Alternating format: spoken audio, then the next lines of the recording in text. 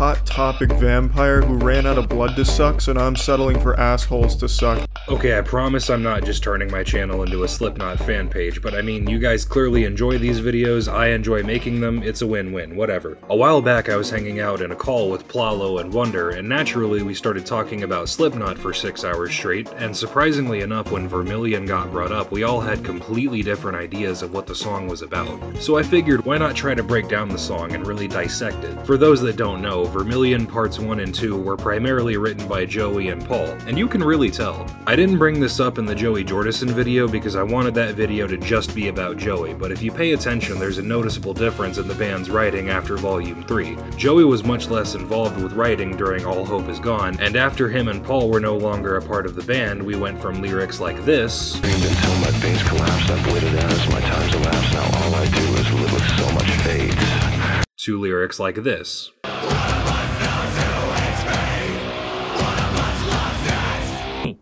This sucks. And that's not me hating on modern Slipknot, We Are Not Your Kind is still my favorite album, but you see my point. I'm gonna talk about these two songs from the perspective of Corey because Joey said that he wrote the songs from Corey's perspective. I'm gonna sound like a real edgelord during this video, so please just bear with me.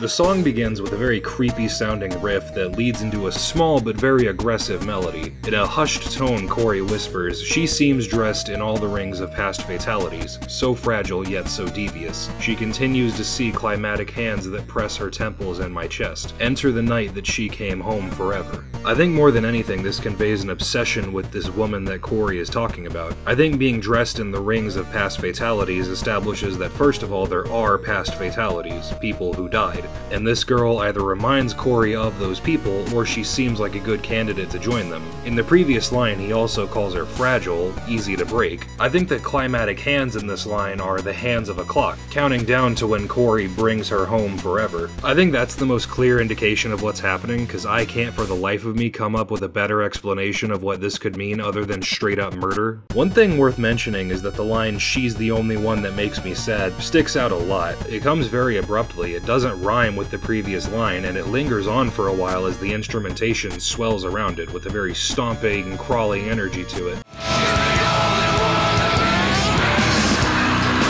This line very clearly is meant to have a lot of importance, and I think what's being conveyed here is that this girl isn't like the past fatalities. She makes Corey feel something that none of the others made him feel. Something about her is changing him on the inside, and Corey expounds on that in the next verse. "She is everything and more, the solemn hypnotic, my Dahlia bathed in possession, she is home to me." Again, Corey is showing an extreme obsession with this woman, now in a more covetous way, straight up calling her his possession. "I get nervous, perverse, when I see her it's worse, but the stress is astounding, it's now or never, she's coming home forever." This is Corey not being able to handle the way that this girl makes him feel. He's starting to doubt his intentions until he basically reminds himself of what he's gonna do to her when he brings her home forever.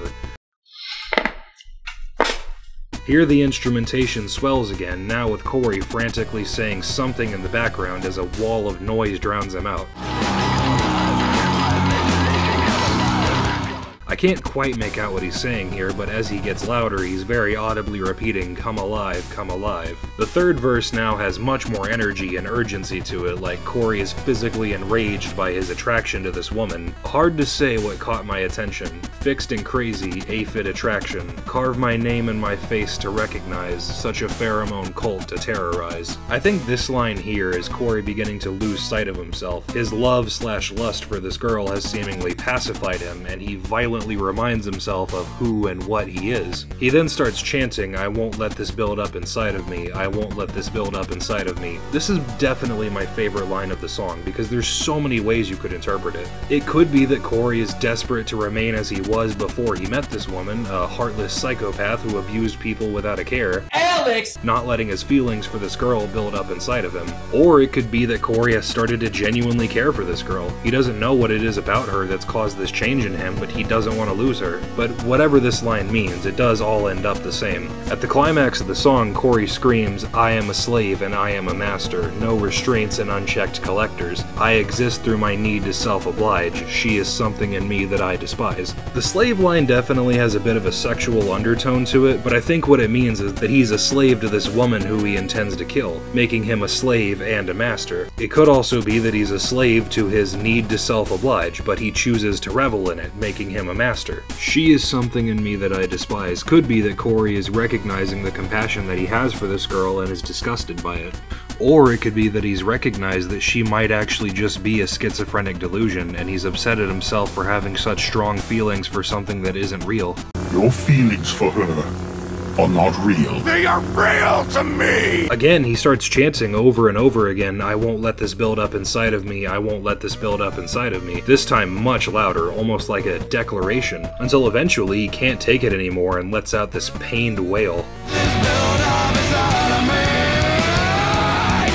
He starts chanting again, but this time screaming that she isn't real, I can't make her real, over and over again until the song ends with Corey still very weakly repeating to himself, she isn't real, I can't make her real. This is definitely the hardest line to decipher in the song. Again, I think there's multiple ways that you could interpret this. It could be that Corey is telling himself that he has no future with this girl and needs to convince himself that she's not ever going to have a real physical presence in his life, and therefore practically isn't real. Or it could be that he's already made the move and ended her life. So in his eyes, she's no longer a person, just a corpse, inanimate, not real. Or it could be that she just literally isn't real and Corey straight up dreamed her up. I'm not entirely sure, but I really hate the "it was all a dream" trope, so let me know what you guys think. Wow, okay, so a lot of really fucked up things were established in that track. Here, watch this video of a cat as a palate cleanser. Sets me their soul! Also, side note, the music videos for both of these songs shows a disheveled woman who can't interact with the world around her, almost as if she's a ghost. You know, cause she's dead. Part 2 begins with the exact same guitar riff from the first song, only now it's acoustic and much softer and has a very sad vibe to it. Other than the guitar, the track has almost no instrumentation to it, just Corey singing. She seemed dressed in all of me, stretched across my shame, all the torment and the pain leaked through and covered me. Notice Corey speaks in the past tense here. Whatever happened in the end of part 1 is over with now. I'd say that in the manic state that Corey was in at the end of part 1 was when he finally let his bloodlust get the best of him, and he finally killed the girl. Now that he's in a much more stable headspace, he's lamenting it. Or I guess as stable as you can be for a deranged killer. I'd do anything to have her to myself, just to have her for myself. Now I don't know what to do when she makes me sad. Now that she's dead, there's nothing left to do. All that Corey has left is his feelings for her and his guilt. She is everything to me. The unrequited dream. A song that no one sings. The unattainable. If it wasn't for the fact that he's singing about a dead person, this would honestly be kind of a romantic thing to say. Maybe. She's a myth that I have to believe in. All I need to make it real is one more reason. I think this is Corey trying to maintain hope that he can still find the happiness that he thought that this girl might bring him. However impossible it may be to find someone who can make him feel that way again, he still has to chase it. Again, he starts chanting, "I won't let this build up inside of me." I think now what he's referring to is his guilt and the shame of what he's done. Only now he says the phrase much more calmly and steady, like he's reached some sort of conclusion. I catch in my throat, choke, torn into pieces, I won't, no, I don't want to be this. Corey has finally reached the climax of his metamorphosis in these songs. He finally understands what he was feeling in the first song. He's disgusted with himself and his actions, and he wants so badly for this to be his changing point. Almost like if that girl's life couldn't mean something to him, he can honor her by letting her death mean everything to him. For one final time he chants, "I won't let this build up inside of me," and "she isn't real, I can't make her real," before the song ends on the same somber melody that's been with these songs since the very beginning. It's the same sound, only now its energy, tone, and what it means is completely different.